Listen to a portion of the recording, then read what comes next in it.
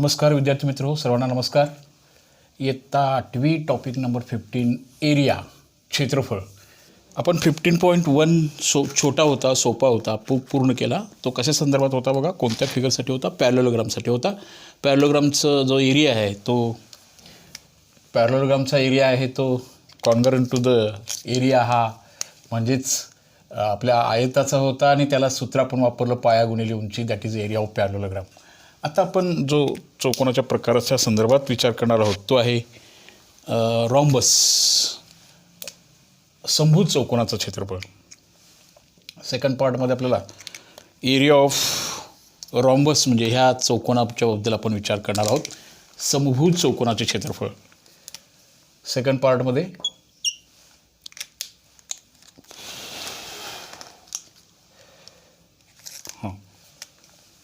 समभुज चौकोनाचे क्षेत्रफळ, याचा फॉर्म कसा तयार झाला हे आपण जरा नीटपणे लर्न करणार आहोत पहिल्यांदा आणि मग त्यानंतर आपण त्या गोष्टीकडे जाणार आहोत. समभुज चौकोन बघा, हा समभुज चौकोन आहे. याच्या ऑल साईड्स आर कॉन्ग्रन्स आहेत, सगळ्या बाजू एकरूप आहेत. आणि मग हा समभुज चौकोन असेल तर याच्या बाबतीतचा एरिया आपण कसा फाइंड आउट करतो किंवा ह्याचं फॉर्म्युलेचेचं सूत्र कसं तयार होतं हे बघूया. तर समभुज चौकोनाच्या बाबतीमध्ये हा पॅरलोग्राम आहे. पॅरलोग्रामच्या बाबतीमधली कालचे सम्स आपण सॉल्व केले होते. आता थोडंसं समभुज चौकोन ऑल साईड्स आर कॉन्ग्रंट, 1 2 3 4 चारीच्या चारी बाजू सारख्या असणारा हा समभुज चौकोन आहे. याचं वैशिष्ट्य बघा, तुम्ही हे करून बघा ते. तर याचे जे डायगोनल्स असतील, हा आणि हा डायगोनल्स आपण जेव्हा काढू तर diagonals are bisect each other आणि they are perpendicular bisect each other. हा पहिला डायगोनल आहे त्याचा D1 आणि ह्याचा डायगोनल आहे D2 आणि हा जो पार्ट इथं शिल्लक राहील AOB, हा एवढा जो भाग तयार होईल C आणि D, तर ह्याचा निम्मा इथं राहणार आणि निम्मा इथं राहणार. आत्ता जो विचार इथं करायचा आहे तो फक्त ह्या राईट अँगल ट्रायंगलचा करूया. राईट अँगल ट्रायंगलचा एरिया आपण कसा काढणार? Area of that right angle triangle is equal to 1/2 area of right angle triangle. Area of triangle AOB is equal to 1/2 length of perpendicular side किंवा पाया गुणिले उंची म्हणा. ह्याचा पाया होणार आहे बाळांनो D1 भागिले 2, हे बघा, आणि ह्याची उंची होणार आहे D2 भागिले 2 असं होणार आहे. D2 भागिले 2 असं होणार आहे. हे असं होणार 1/2 into D1 D2 divided by 4. But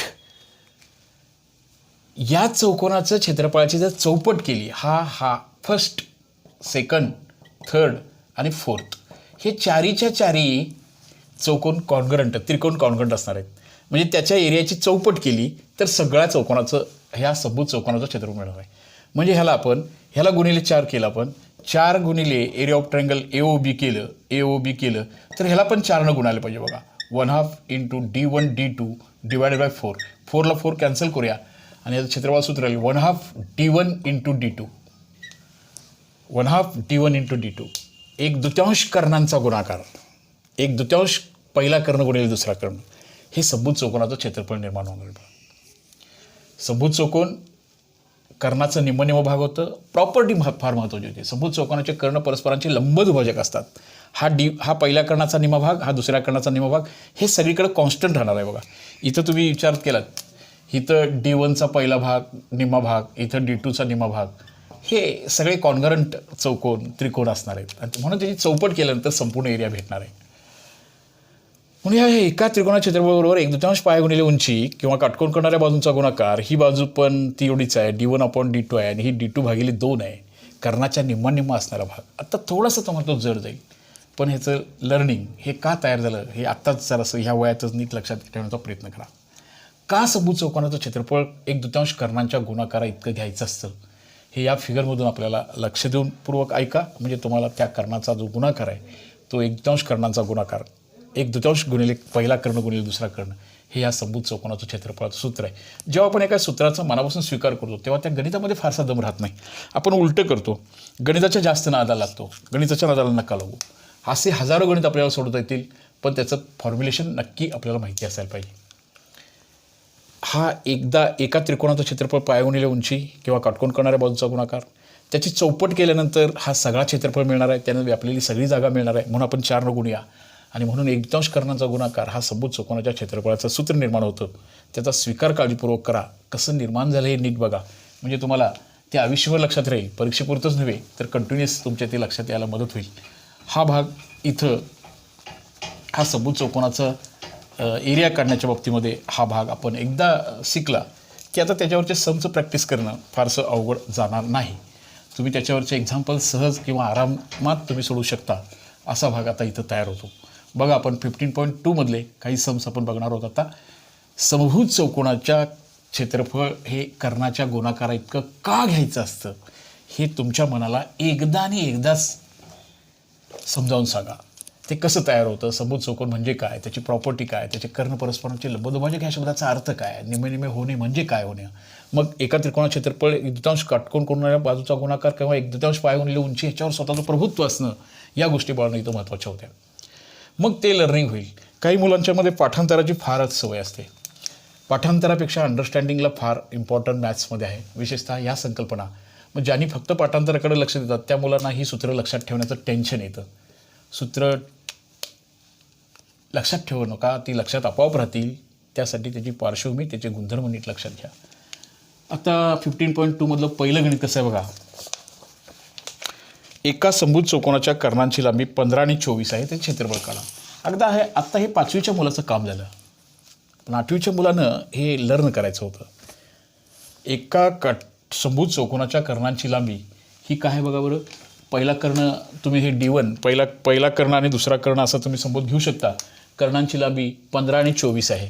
means D1 diagonal, D for diagonal, diagonal म्हणजे कर्ण, that is 15 and D2 is 24.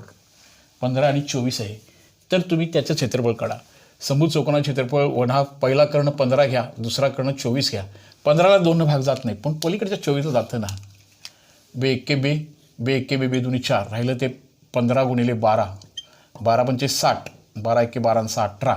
हा एरिया आहे, क्षेत्रफळ आहे. त्याचं युनिट आपण cm² असं देतो किंवा 180 सेमीचा वर्ग असं लिहितो, किंवा त्याला चौरस सेमी लिहायचं आहे, कारण ते चौरस मोजून आपल्याला त्याचा आन्सर पूर्ण करायचं असतं. हा भाग बिलकुल महत्त्वाचा नाही. महत्त्वाचा भाग होता हा. का why the area of the rhombus is 1/2 D1 into D2. why it is D1 into D2 becomes. हे बनण्यासाठी त्या कर्ण कसे आहेत बघा. ते परपेंडिक्युलर बायसेक्टर म्हणजे काय, एका काटकोन त्रिकोण क्षेत्रफळ म्हणजे काय. नेक्स्ट प्रोसेस आपल्याला अशी लर्न करत जायचं आहे. थोडंसं मॅच्युरिटीकडे आपल्याला जायचं आहे. 8th स्टँडर्डकडून 9th आणि कडे चाललात तुम्ही आता थोड्या दिवसात. थोडासा ॲडिशनल विचार करायला आपल्याला शिकायला हवं. इन सेकंड एक्झाम्पल, द समभुज चौकोनाच्या दोन्ही कर्णांची लांबी 16.5 आणि 14.2 आहे, तर त्या चौकोनाचे क्षेत्रफळ काढा. समभुज चौकोनाच्या कर्णांची लांबी 16.5. Again 2 diagonals are given here. D1 is and D2, they are having the different values. You take that values, do product and do divided by 2 and give the product and find out your answer immediately. तुमच्या दिलेल्या व्हॅल्यूजकडे नीटपणे बघा. D1 काय दिले बघा, D2 काय दिले बघा. आता D1ची व्हॅल्यू आहे इथं 16.5, 16.5, आणि दुसरी D2 आहे तो आहे बघा 14.2 असं आहे. पुन्हा तोच फॉर्म्युला, त्याच गोष्टी, त्या रोम्बसचा area is equal to product of their diagonals आहेत. हे नीट लक्षात घ्या. समभुज चौकोनाचं क्षेत्रफळ हे डायगोनलच्या प्रॉडक्ट इतकं का आहे हे स्वतःच्या मनाला समजावून सांगा, म्हणजे ते पुन्हा विसरणार नाही, ते लक्षात ठेवण्याचं टेन्शन येणार नाही. त्याचे कर्ण तर दिलेच आहेत, फक्त त्यांचा प्रॉडक्ट करायचा आहे. 16.5 गुणिले 14.2. पुन्हा 16.5ला नको पूर्ण भाग जाणार नाही किंवा ते पॉईंटमध्ये परत येईल. बे एक्के बे, बे 7 14, बे एक्के बे 16.5 गुणिले 7.1 ह्याचा प्रॉडक्ट करायचं बघा, मग आपल्याला आन्सर मिळवायचा आहे. बघा त्याचा प्रॉडक्ट काय तो 17.1 ह्याचा गुणा आणि मग ह्याचा आन्सर्स काढा. असं ह्या डायगोनलच्या बाबतीमध्ये असणारा समभुज चौकोन आणि त्याच्या कर्णांचा गुणाकार असं रिलेशन घेत आपल्याला हे पुढचे संस्कार आहेत. पुढचा भाग आपण पुढच्या लेक्चरमध्ये बघू. थोडासा ॲडिशनल विचार करायचा हा भाग आपल्याला त्या एक्झाम्पलमध्ये सुरू होणार आहे.